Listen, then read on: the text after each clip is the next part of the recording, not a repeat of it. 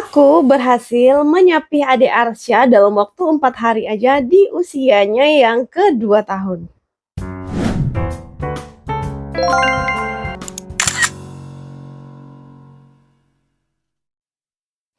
Hai semua, selamat datang di channel YouTube aku, Keluarga Uniwina. Seperti yang teman-teman lihat di judul video ini ataupun di thumbnail, hari ini aku mau ngebahas pengalaman aku menyapi anakku yang kedua, adik Arsya, di usianya yang kedua tahun. Tapi disclaimer ya bun, ini bukan tips dari aku yang bisa diterapkan oleh semua ibu-ibu. Ini aku hanya sharing seputar pengalaman aku beberapa bulan yang lalu saat aku menyapi anakku yang kedua. Sebelum aku mulai cerita pengalaman aku saat menyapi anakku yang kedua, alangkah baiknya teman-teman yang belum subscribe, klik dulu tombol subscribe di video ini ya, agar aku makin semangat buat konten.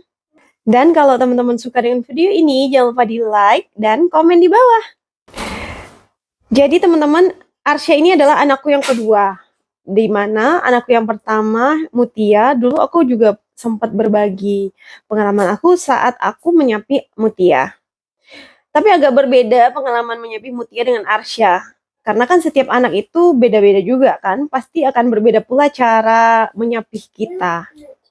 Untuk Mutia, teman-teman bisa lihat di video aku sebelumnya, atau kalian bisa klik video yang ada di atas ini, pengalaman aku waktu menyapi baby Mutia. Dan sekarang aku mau cerita tentang pengalaman aku menyapi Arsya di usianya tepat di 2 tahun. So kita langsung mulai aja kali ya guys ya. Gimana perjalanan aku menyapih adik Arsya. Oke, let me tell you.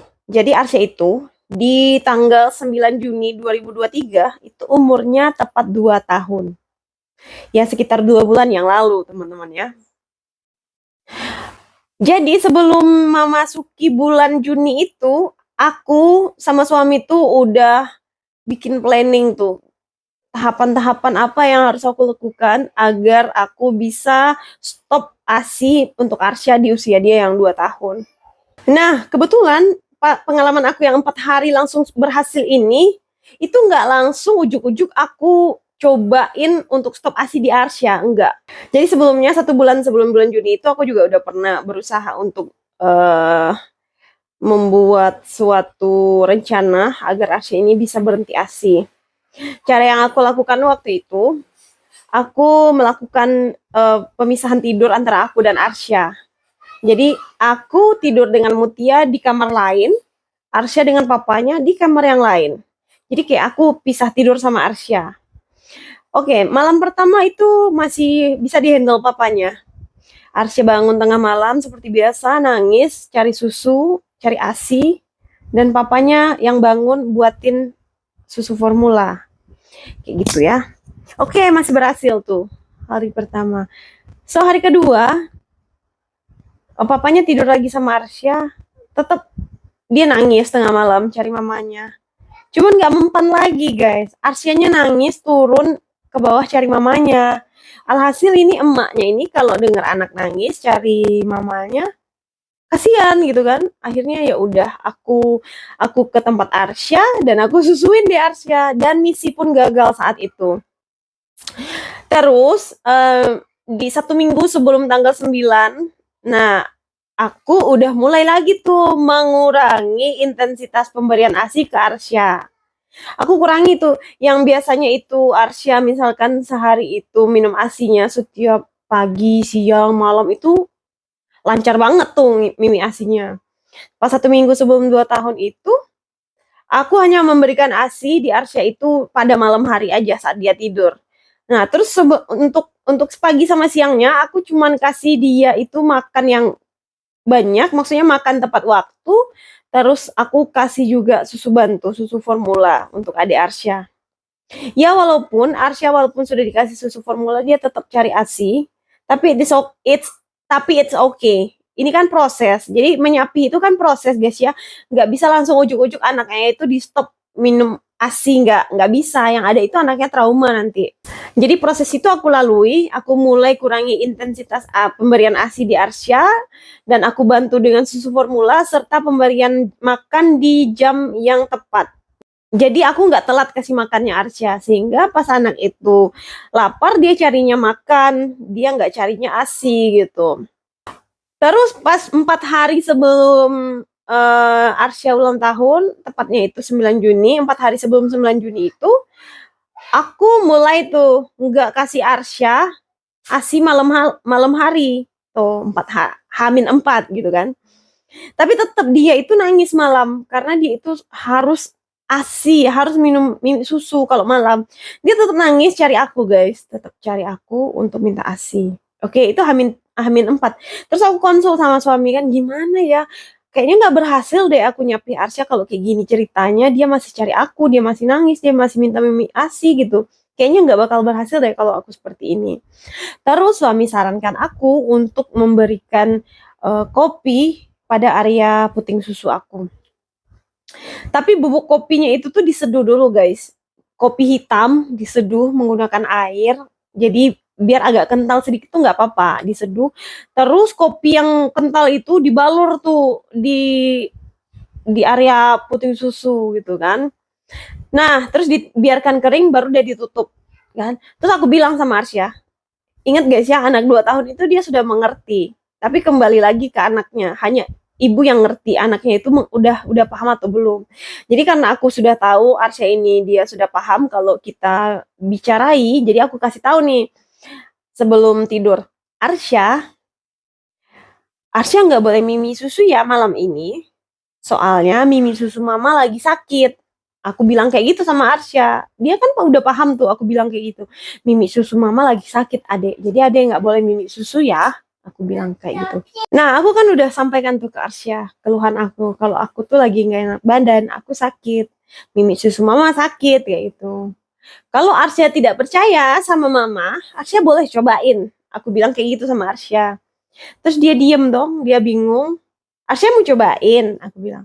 Kalau Arsya mau coba, boleh mama kasih mie ASI. Nah, pas dia coba, kan itu susu udah dikasih kopi pahit, kopi hitam pahit. Pas dia coba, dia langsung, bleh, dia langsung kayak gitu guys. Dia bilang, susu mama pahit, susu mama nggak enak. Itu 1 kali aja guys.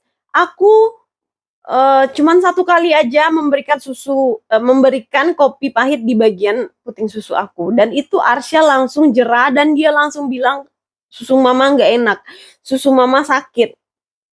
Itu H-3. Oke, jadi dia malam itu dia udah merasakan susu aku tuh udah nggak enak. Oke, H-2 nih. H-2 aku bilang lagi, aku tetap temani dia tidur seperti biasa. Aku tetap peluk dia, aku tetap tidur sama Arsya. Aku tetap tawarin lagi nih, Arsya gimana? Mau cobain susu mama lagi nggak? Susu mama masih sakit loh. Kalau Arsya mau coba, mama kasih nih. Aku bilang kayak gitu. Dan dia kan inget tuh, kalau kemarin dia udah cobain, ternyata susu mama nggak enak, kata dia. Terus dia jawab, nggak mau mimi susu mama sakit katanya. Nggak enak lagi katanya. Itu H-2.